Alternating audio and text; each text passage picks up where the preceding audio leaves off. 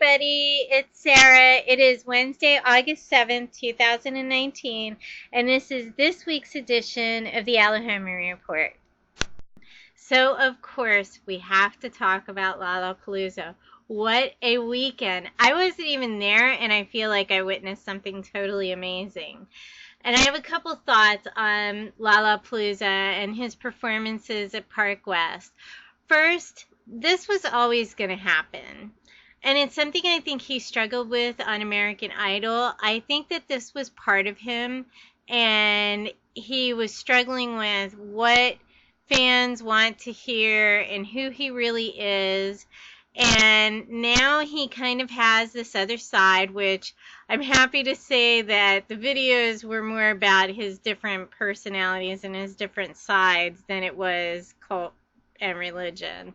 I didn't see the cult and religion with him, but, you know, I was open to whatever he had to say. But for Alejandro, I think that he doesn't want to be tied down to one individual style. And honestly, I think he's going to do what he wants with or without us. In fact, he has said that at Pomona Night 2, that he's going to make music, and he's going to make music his way. There was also some talk around the globe about switching up his style and missing the sweet and shy Alejandro. However, I don't think that side's gone. I think that side's always going to be there. He'll always sing out loud in 10 years, and he'll sing those songs, but those aren't the only songs that he ever had. This side is never gonna disappear. I think he'll always be the shy guy that gets up and sings these incredible folk songs that we are just all so attached to. But honestly, I really love this side of him. It has always been there. Vampire Shade and Alone are two of my favorite songs by him. Alone was insane at Lala. I just absolutely adored that video. I'm not sure which video I watched, but I've watched so many videos from Lollapalooza and Park West, and he had so much energy. But the thing that I saw from him beyond the energy was the fact that he had absolute joy doing his music this time. You had to be blind not to see how happy he was. So I think that this inner struggle with who he thinks he needs to be and who he is kind of come full circle for him. He did do a couple of interviews, and he talked about combining styles of music, and honestly, I'm very excited about that, because I do think he has a musical ability not only to combine styles within a set or within a show, but maybe even within a song. He is going to change music, and to do that, he's going to do things that might make people uncomfortable or be like, hey, that isn't the old homie we know. But it has to happen. He's too much of an artist to be stuck in one genre for the rest of his life, and I think that it's going to get even more distinct as time goes on.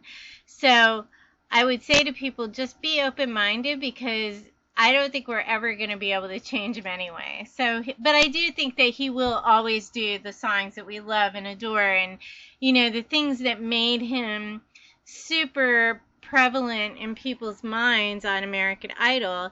And speaking of American Idol, I did watch the 101 Mix interview, and beyond him talking about doing different genres in the music, he also talked about American Idol in a couple of the interviews, and I think that he will always appreciate what Idol did for him. However, I do think that he is going to separate himself more and more, especially if he keeps doing performances like he did at Lala. I can't say that I'm totally sad about that. I'm not a huge American Idol fan. I watched Idol for him last season. I did watch the season before a little bit, but I quit because it just is the same thing over and over. I think Alejandro is very different. I think that he is one of those artists, and I've always said that he's going to be bigger than American Idol, and Lala proved it. He was a totally different guy at Lala. And I think that, but I do think that he will appreciate American Idol forever, because they did get him out of there, and it kind of confirmed in my mind that he wanted this. To a certain extent, he wanted this, and he didn't maybe understand the reaction of the fans and the crowds and them yelling during his shows. But, you know, as I predicted, he will find a way to get through it somehow. He will figure out how to deal with it himself, and I think he is figuring out. And Lala was so amazing. And I'm not just talking about the new look and his sneakers. The shoes were awesome. They just were. And the pictures, oh my God. I have to point out the pictures by @the_Dan_Garcia, which is my new favorite picture of all time. And the pictures, I'm not even sure who took them, of him before the show, that were so hot. Like, he was like totally a different guy.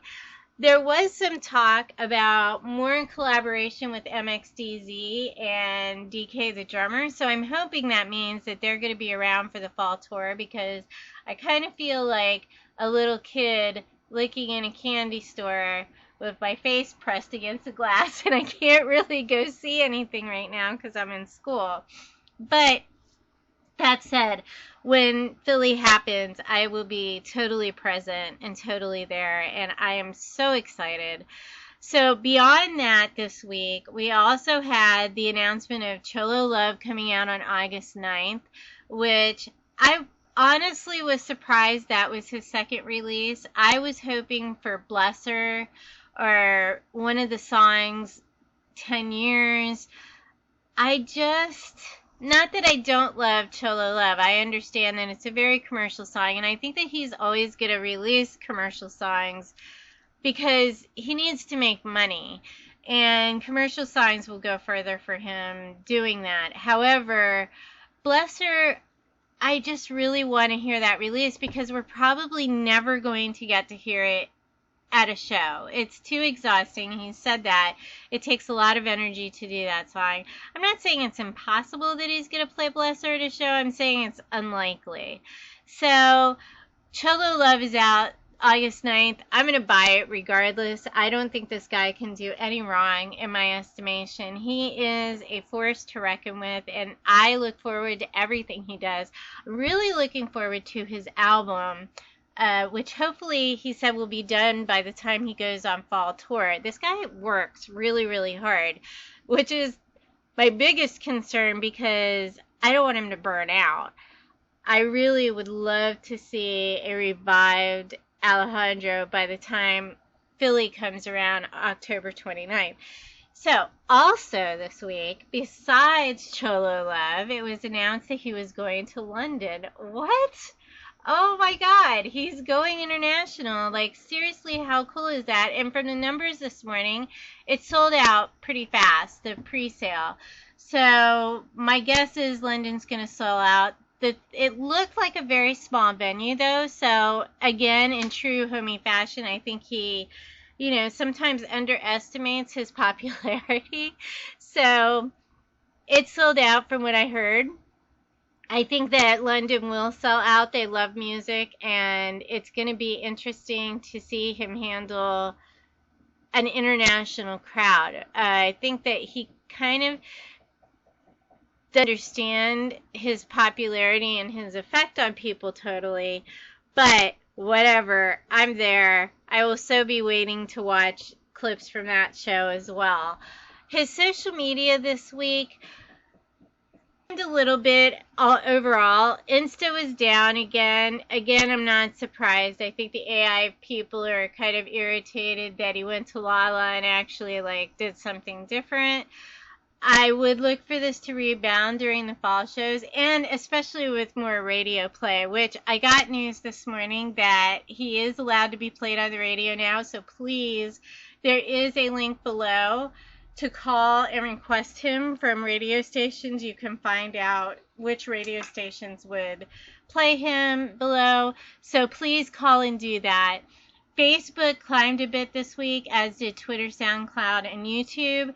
YouTube, again, was the biggest mover, and I'm really happy to see this. At one point, he had like 70,000 YouTube followers, which was crazy because he has 750,000 Instagram followers, and he does a lot of videos. But I think it was just a thing that he neglected because he was an Instagram guy.